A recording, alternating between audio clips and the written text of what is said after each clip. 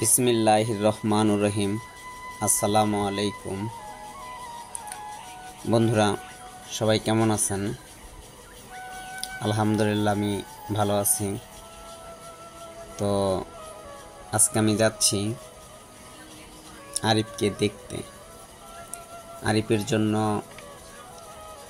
নিজের সাইড থেকে, পাশ থেকে যতটুকু করার ওর জন্য চেষ্টা করছি। বাকিটার মালিক হচ্ছে উপর আল্লাহ। আরিফের জন্য আমি, হাকিম ভাই, ইয়াকুব, বাশার, তারপর জাকির ভাই, হানিফ ভাই, বেশ কিছু লোক আমাদের সাইড থেকে আমরা আমাদের মতো চেষ্টা করছি। বাকিটা আল্লাহ তাআলার হাতে। তো অনেক দিন হয়ে গেছে ওর অপারেশনের, যখন অনেক টাকা প্রয়োজন ছিল তখন আমরা বিভিন্ন মানুষের দ্বারে গিয়ে এবং আমি এলাকার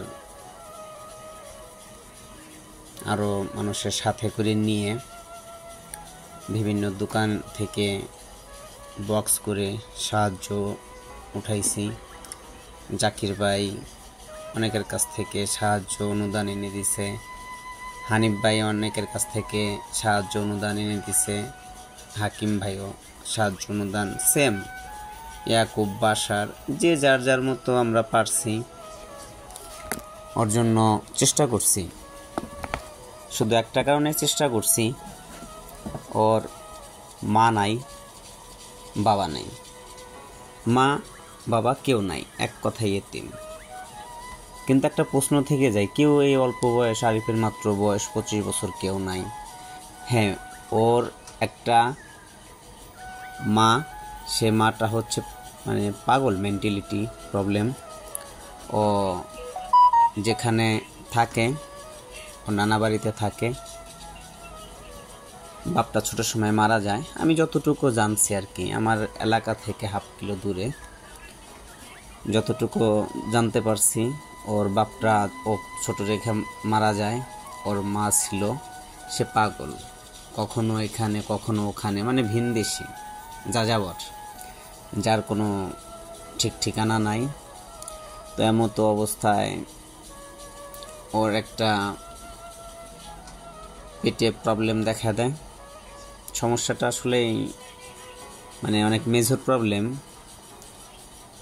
খাদ্যনালী পচে যায়, ডাক্তার মানে তার ভাষায় বলল খাদ্যনালী পচে যায়। তো অনেক টাকা প্রয়োজন। একদিন ইয়াকুব ওরে ফরিদপুর নিয়ে গেছিল, সেখান থেকে রাখে নাই, বলছে রোগী আমরা ঠিক করাইতে পারবো না। সে অনেক গল্প, অনেক কাহিনী বন্ধুরা আপনাদের হচ্ছে আজকে আরিফের দেখাইতে নিয়ে যাচ্ছি, যার কারণে হচ্ছে এই কথাগুলো বলতেছি। আমি চাচ্ছি যে আরিফ সম্পর্কে একটু জানেন। ছেলেটা অনেক ভালো, অনেস্ট। তো আমি কিছুক্ষণের ভিতরে আরিফদের বাসায় পৌঁছে যাব। আমি অলরেডি হাকিমের দোকানে চলে আসছি। তো মাঝখানে আবার আরিফ অসুস্থ হয়ে গেছিল অনেক। আজকে আমি আরিফকে দেখতে যাচ্ছি, কারণ হচ্ছে আরিফের সাথে আর কখন দেখা হয় কি না হয় সেটা তো আসলে বলা যায় না। পৃথিবীটা গোলাকার, কখন কার সাথে দেখা হয়, কার সাথে দেখা না হয় তাও তো বলা যাচ্ছে না। আরিফের দেখতে যাওয়ার সময় পাশে দেখলাম বিভিন্ন মানুষ বিভিন্ন সবজি বিক্রি করছে, তাই একটু সবজিও দেখলাম। তো বন্ধুরা, আমরা চলে আসছি, আর অল্প কিছুক্ষণের মধ্যেই আরিফদের বাসায় প্রবেশ করব। এটা হচ্ছে আরিফদের বাড়িতে যাওয়ার মানে রাস্তা। তো আপনারা দেখতে থাকুন। আর আরিফ কেমন আছে, আমাদের সকলের একটা প্রশ্ন, আরিফ কেমন আছে সেটা জানতে চাই। আমরা এখন আরিফের সাথে কথা বলবো। আরিফ কেমন আছে? আরিফ, এখন তুই কেমন আছিস? আলহামদুলিল্লাহ ভাই, আগের চেয়ে অনেক একটু ভালো। ডাক্তার কি বলছে, কতদিন এভাবে থাকতে হবে? ডাক্তার বলছে পুরো 3 মাস ফুল রেস্ট নিতে, এবং কি খাদ্য কিছু তার ক্ষেত্রে ওইভাবে খাওয়া দাওয়া করতে, ওষুধ পানি ঠিকঠাক মতো চালাইতে। আর হাসপাতালে কি রেগুলারই যেতে হবে?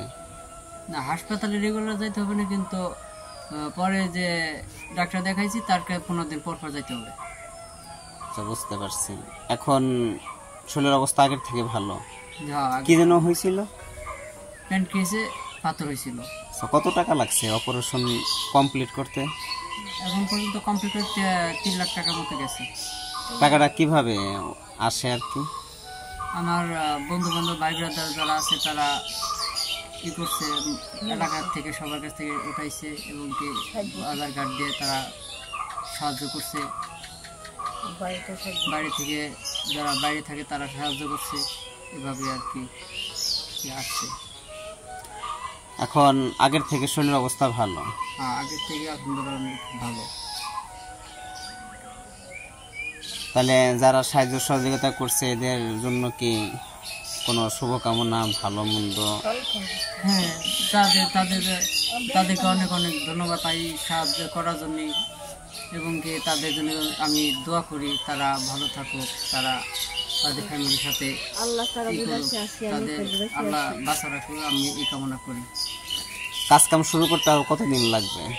কাজ কাম শুরু করতে এখনো আরো 3 মাস লাগবে, মানে পুরোপুরি হয়েছে, সুস্থ হয়েছে আর কি। তারপর থেকে কিছু কামে মানে হালকা পাতলা কাজ করতে পারবো, আর কাজ এখনো করতে পারবো না। তো বন্ধুরা, এখন বিদায় নেওয়ার পালা। আরিফের থেকে আমরা এখন বিদায় নিয়ে নিব। আরিফ এখনও পুরোপুরি সুস্থ হয়ে উঠতে পারেনি। সকলে আরিফের জন্য দোয়া করবেন। সকলের সুস্বাস্থ্য কামনা করি। আসসালামু আলাইকুম।